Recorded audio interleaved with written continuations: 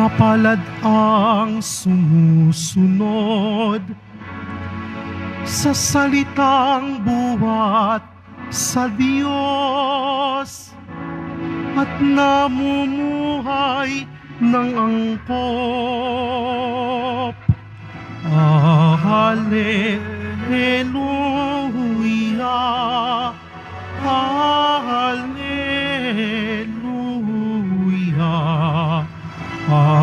Hallelujah,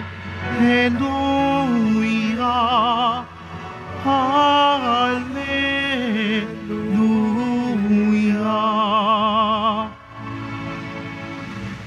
Sumainyo ang Panginoon. At sumaiyo rin. Ang pagpapahayag ng mabuting balita ng Panginoon ayon kay San Lucas. Papuri sa iyo, Panginoon.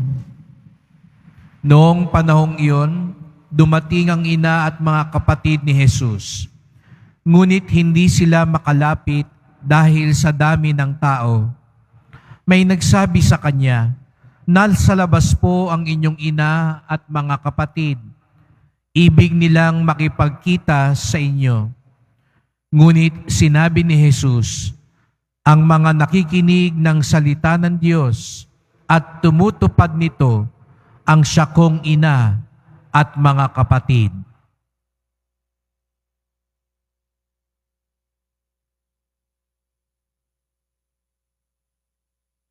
Ang mabuting balita ng ating kaligtasan. Pinupuri ka namin, Panginoong Hesukristo. Magsiupo mo na po ang lahat. Magandang umaga po sa inyong lahat at maligayang pagdating sa tahanan ng ating mahal na pong Jesus Nazareno.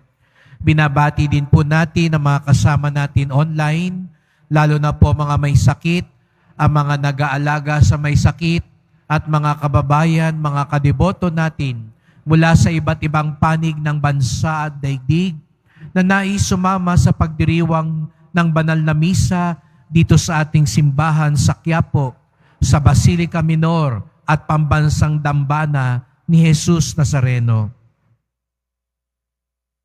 Likas sa ating mga Pilipino ang pahalagahan ng pamilya. Napaka-importante sa atin ang pamilya. Kaya nga sa isang banda, tayo'y mapagtanggap, tayo'y kilala na hindi lang yung pinakamalapit na pamilya, kundi yung tinatawag na extended family ay kasama-kasama pa rin natin. Ngunit sa isang banda ay sa labis na pagmamalasakit sa pamilya ay halos ipagtanggol natin at pagtakpan kahit mali na. Mahalaga sa atin ang pamilya. Mahalaga sa atin ang mapabilang sa isang pamilya. At lalo na kung kilala ang angkan, nais natin makilalang kasama, kasapi, kabahagi ng ganong angkan. Kaya nga't di lang minsan tayo makakarinig na kamag-anak ako ni Mayor, kamag-anak ako ni Gobernur, o nung may-ari, o nung kilalang tao. Gusto natin mapabilang. Sa Ebanghelyo ngayon, sinasabi ni Jesus, sino ang mapapabilang sa kanyang pamilya?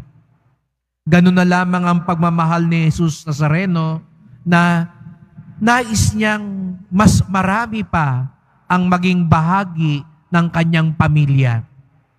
Ngunit, hindi dugo,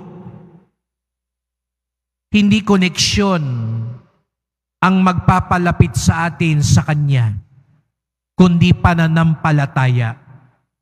At hindi lang basta pananampalataya, maaari tayong mga binyagan, pero hindi lang sa binyag tayo masusukat bilang mga kapamilya ni Jesus. Kaya nga't sabi niya, ang nakikinig sa salita ng Diyos at tumutupad nito, ang siyang aking ina at kapatid. Ang nakikinig at tumutupad sa kalooban ng Diyos. Kaya nga't masabi natin na sa unang pagbasa, nung bumabalik na ang mga Israelita sa Jerusalem, ang ginamit pang kasangkapan ng Diyos, hindi Hudyo, ang tumulong sa mga Hudyo, maitayo ang templo ay mga dayuhan. Kaya dito pa lang makikita natin ang kalooban ng Diyos, nais niya isali lahat, isama lahat. Ganun na lamang ang awa ng Diyos. Gusto niya isali lahat. At tayo'y dapat magsaya sapagkat tayo yung katulad ng mga dayuhan sa unang pagbasa. Hindi tayo bahagi ng lipi ng Israel. Ngunit tayo'y binigyan ng pagkakataon, binigyan ng biyayang maging mga kapatid ni Jesus Nazareno. At ito ay susukatin kung tayo'y nakikinig at tumutupad sa kalooban ng Diyos. Magpasalamat tayo. Naalala nyo nung linggo, yung mga tinawag na mga trabahador sa ubasan? Minsan nakala natin tayo yung unang tinawag dahil pakiramdam natin mas mabait tayo, mas mapaglingkod tayo, mas reliyoso tayo. Pero kung tutuusin, tayo yung mga huling tinawag. Sapagkat sabi ko nga kanina, hindi tayo kabahagi ng Israel. Tayo yung huling idinagdag sa pamilya ni Jesus. Kaya ingatan natin, pangalagaan natin at palaguin natin ang biyayang ito. Isang malaking karangalan ang maging kapatid ni Jesus Nazareno. Kaya siya namatay sa krus, kaya siya nagpakasakit para maligtas tayo. At ano ba ibig sabihin ng maligtas tayo?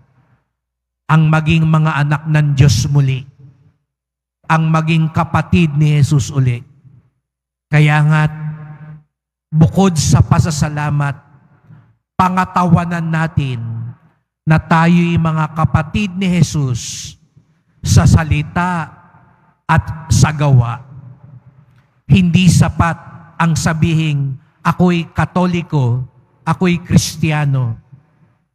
Tanungin natin ang ating sarili, nakikinig ba ako at tumutupad ako sa kalooban ng Diyos?